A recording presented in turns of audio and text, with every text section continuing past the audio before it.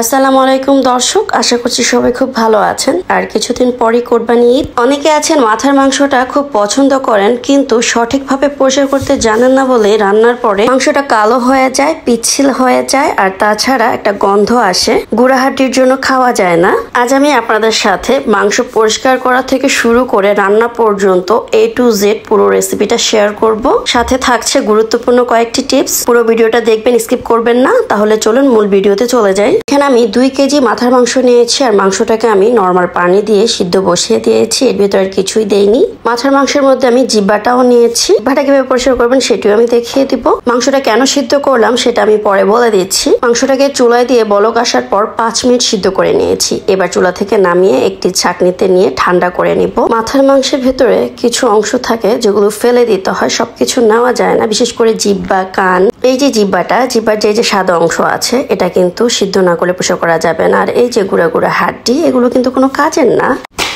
মাথার মাংসের হাড্ডি কিন্তু খাওয়া যায় না, এগুলোকে ফেলেই দিতে হয়। তাই শুধু শুধু রান্না করার দরকার কি, একটু সিদ্ধ করে নিলেই খুব সুন্দরভাবে ছুটে যায়। এই যে গুঁড়া হাড্ডিটা দেখতে পাচ্ছেন, এই যে পুরোটা কিন্তু গুঁড়ো গুঁড়ো হাড্ডি দিয়ে ভরা। এতে করে কি হয়, পুরো তরকারিটাই নষ্ট হয়ে যায়, গুঁড়ো হাড্ডি দিয়ে খাওয়া যায় না। তাই এইসব হাড্ডি ফেলে দিতে হয়। মাংসগুলো ঠান্ডা হয়ে গেছে, এবার পরিষ্কার করে নিচ্ছি। শুরুতে আমি জিব্বাটা পরিষ্কার করে নিচ্ছি।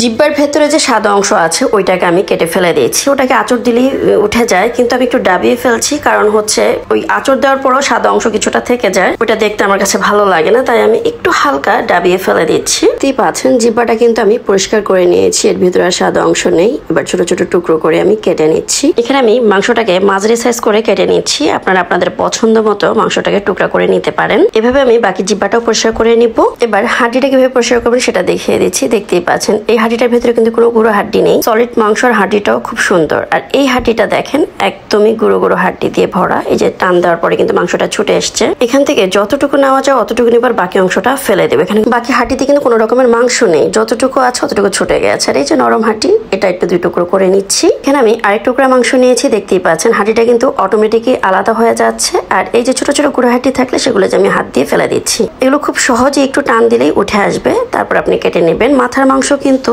খুবই মজা, বিশেষ করে দাঁতে আটকায় না, খুব নরম সফট, খেতে ভালো লাগে। বিশেষ করে বাচ্চারা তো এই মাংসটা খুবই পছন্দ করে, যেহেতু দাঁতে লাগে না। এভাবে আমি সবগুলো হাড্ডি ছাড়িয়ে নিব, মানে যেগুলো খাওয়া যায় ওটা ছাড়ার বাকি হাড্ডিগুলো ছুটিয়ে নিচ্ছি। দেখতেই পাচ্ছেন খুব সহজ ভাবে হাড্ডিটা ছুটে আসতেছে। 2 কেজি মাংসে হাড্ডি বের হয়েছে প্রায় আধা কেজির উপরে। দেখতেই পাচ্ছেন কত গুঁড়া গুঁড়া হাড্ডি। এই গুঁড়া হাড্ডি সহ যদি মাংসটা রান্না করা হতো, চিন্তা করেন কিভাবে খাওয়া যেত। আর এই যে দেখতেই পাচ্ছেন কত সুন্দর মাংস বের হয়েছে, একদম সলিড মাংস। এবার এই মাংসগুলোকে আমি হালকা কুসুম গরম পানি দিয়ে ধুয়ে নিব।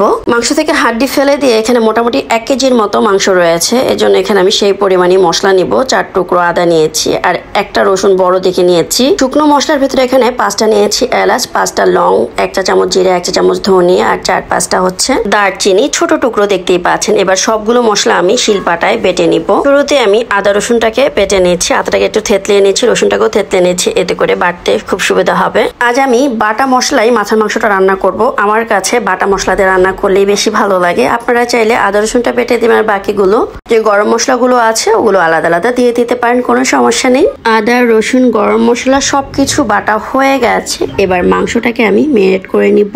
এই মাংসটাকে হালকা কুসুম গরম পানি দিয়ে 3 থেকে 4 বার পানি পাল্টিয়ে ধুয়ে নিয়েছি। এবার এর ভেতরে 1 টেবিল চামচের মতো দিয়ে দিচ্ছি লেবুর রস, দিয়ে দিচ্ছি 1/2 টেবিল চামচের মতো লবণ, লবণটা অবশ্যই স্বাদ মতো দিয়ে দিবেন। দিয়ে দিচ্ছি আদা রসুন বাটা পুরোটাই, আর গরম মশলা বাটা দিয়ে দিচ্ছি এই 4 ভাগের 3 ভাগ। সম্পূর্ণটা দিলে আবার গরম মশলার ফ্লেভার একটু বেশি আসবে। দিয়ে দিয়েছি 1/2 চা চামচ হলুদের গুঁড়া। এই হলুদের রংটা কিন্তু খুব সুন্দর, তাই 1/2 চা চামচ দিয়ে দিয়েছি। আর দিয়ে দিচ্ছি শুকনো মরিচের গুঁড়া 2 চা চামচ। আর আপনারা ঝাল বুঝে অবশ্যই শুকনো মরিচের গুঁড়াটা দিয়ে দিবেন। মাঝারি সাইজের তেজপাতা 2টা চিড়ে দিয়ে দিয়েছি। এবার তেল দিয়ে দিয়েছি 2 থেকে 3 টেবিল চামচের মতো। যেহেতু এটা গরম পানি দিয়ে ধোয়া হয়েছে, সিদ্ধ করা হয়েছে, এর ভেতরে কিন্তু এক্সট্রা কোনো তেল নেই, তাই তেলের পরিমাণটা একটু বাড়িয়ে দিয়েছি। আমি এখানে সয়াবিন তেল দিয়েছি, আপনারা এখানে সরিষার তেলটা দিয়েও রান্নাটা করতে পারেন। এবার সবগুলো উপকরণ একসাথে মাংসের সাথে মাখিয়ে নিচ্ছি। মাংসের সাথে মশলাগুলোকে ভালোভাবে মাখিয়ে নিয়েছি। এবার হাতটা ধুয়ে হালকা পানি দিয়ে দিচ্ছি, কারণ মাংস থেকে কোনো রকমের পানি বের হবে না। তাই এখানে 1 কাপের মতো আমি পানি দিয়ে দিয়েছি।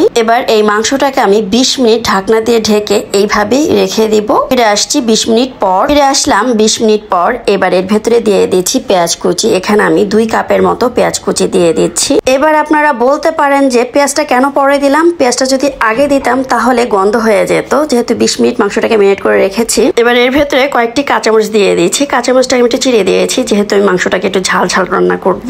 এবার বিসমিল্লাহ বলে চুলায় বসিয়ে দিয়েছি। এবার এটাকে ঢাকনা দিয়ে ঢেকে রান্না করব 10 মিনিট পর্যন্ত। ফিরে আসলাম 10 মিনিট পর। এবার মাংসটাকে আমি নেড়ে চেড়ে দিচ্ছি। এবার চুলার আঁচটাকে মিডিয়াম টু লো এর মাঝামাঝি রেখে মাংসটাকে ঢেকে রান্না করব প্রায় 30 মিনিট। ফিরে আসলাম 30 মিনিট পর। এ পর্যায়ে মাংসটা সুন্দরভাবে কষানো হয়ে গেছে। এবার এর ভেতরে পানি দিয়ে দিব মাংসটা পুরোপুরি সিদ্ধ হওয়ার জন্য।